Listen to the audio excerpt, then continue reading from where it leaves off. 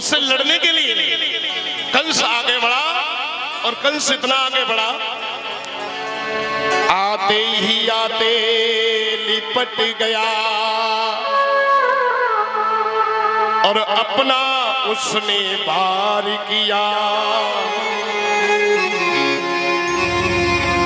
सूंड पकड़ के धरती पर हाथी को फिर गिरा। जमीन पर सूंड पकड़ के हाथी को पटक दिया और मारने के लिए जैसे ही दौड़ा तो कालिया बनने आगे बढ़ के कही, महाराज इसे मारो ना। क्यों? क्योंकि इसे मारने से घाटा ही घाटा है। आज से हम दोनों बेटियों के साथ तुम्हें कुबलिया पीड़ हाथी को दान देते हैं।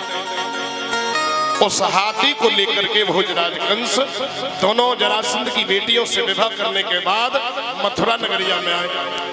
और जब मथुरा नगरिया में आए, आते ही आते कंस ने महाराज उग्रसेन को गद्दी से उतार करके नीचे पटक दिया और अपने ही हाथों से सर पर मुकुट रख लिया और अपने ही कुछ चुनना सहपाठियों के द्वारा जय जयकार शब्द गूंजने लगा।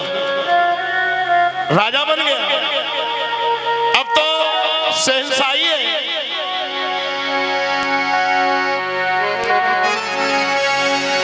कि राजा भव जब कंस राज,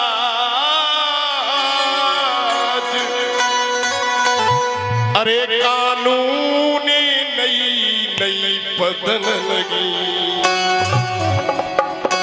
अरे राजा भोज से कंस राज,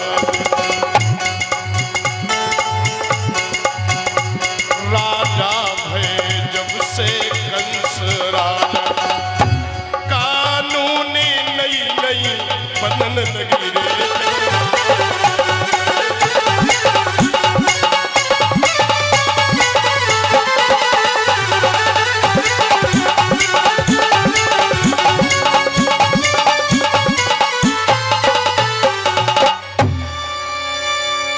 जब राजा भय कंस राज,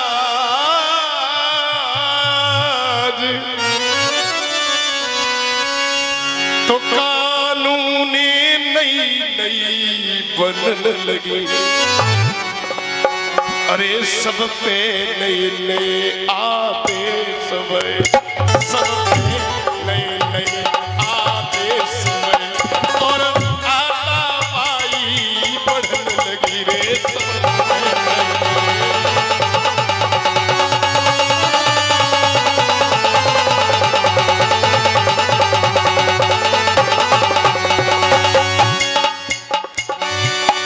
अब हाथापाई होने लगी।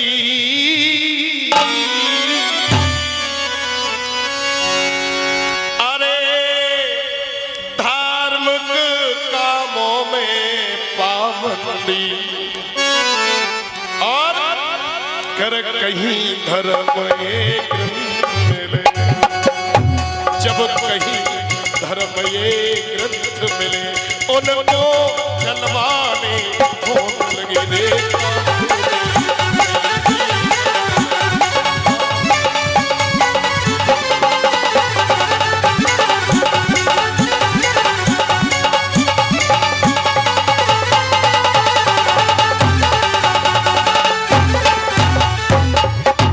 जब महाराज कंस राजा हुए,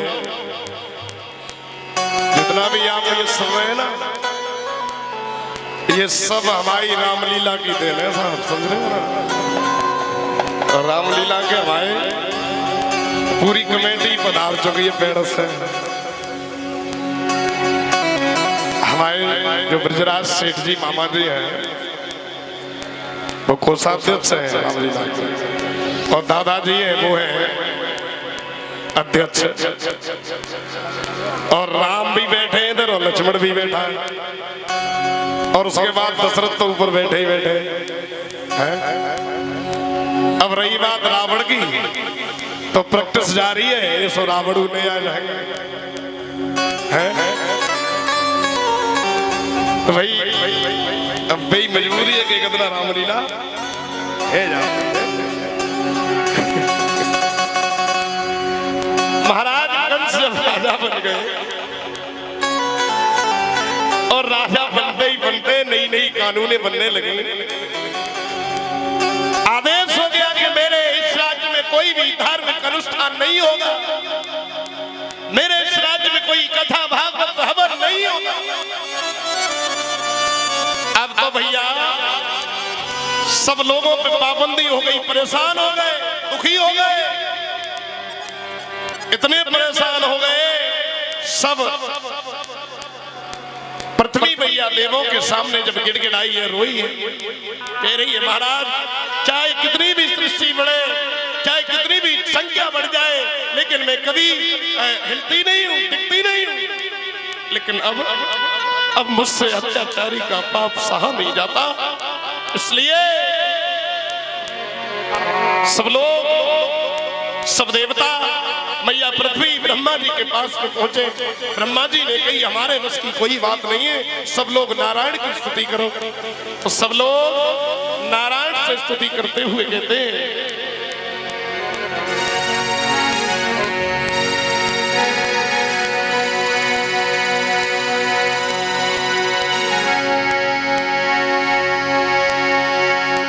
कि आई जइयो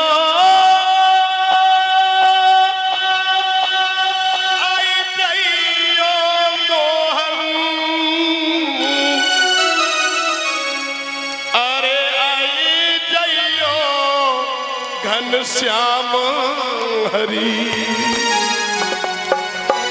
अरे कर में सोहे चक्र सुदर्शन, उठन मुरली अदर धरी। कर में सोहे चक्र सुदर्शन, उठन मुरली अदर धरी।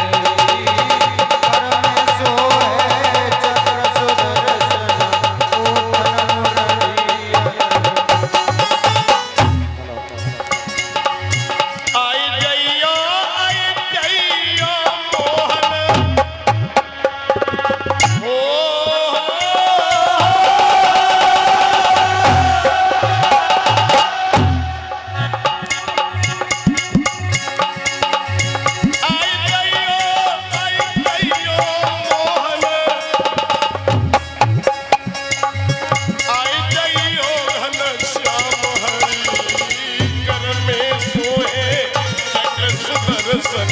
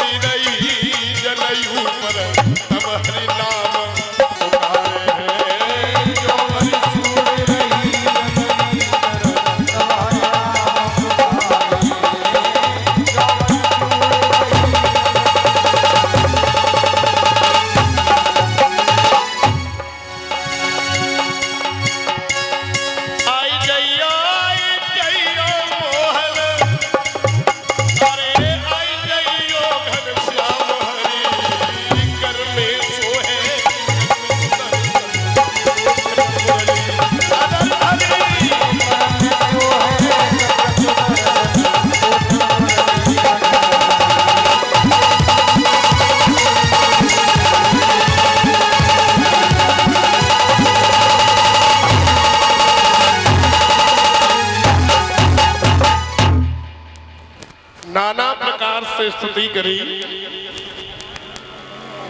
और स्तुति करने के बाद भगवान कमलेश द्रवित हो गए। आकाशवाणी के माध्यम से कही, रो रो करके हमें रुलाओ ना। हे देवी देवताओं, तुम जाकर के ब्रज क्षेत्र में गोपी ग्वाला बन जाओ, गोप अहीर बन जाओ। मैं शीघ्र ही ग्वालों का रक्षक बन करके आ रहा हूं, आ रहा हूं, आ रहा हूं।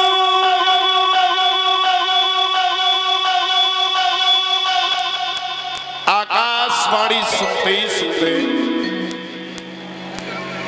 ब्रह्मा जी ने कही, हम भी भगवान की सेवा में जाएंगे।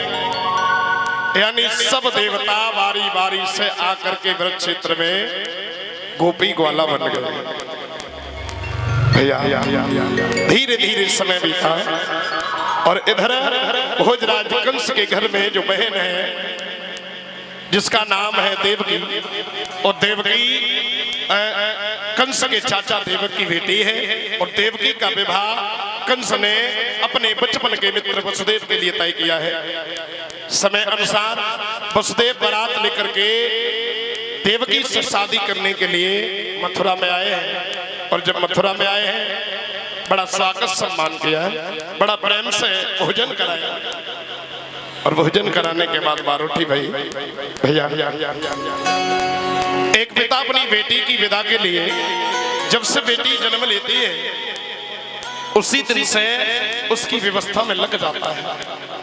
दिन प्रतिदिन, रातों दिन, सब जगह वो यही कोशिश करता है कि मेरी बेटी एक अच्छे घर में शादी होकर चली जाए। सबकी यही चिंता होती है।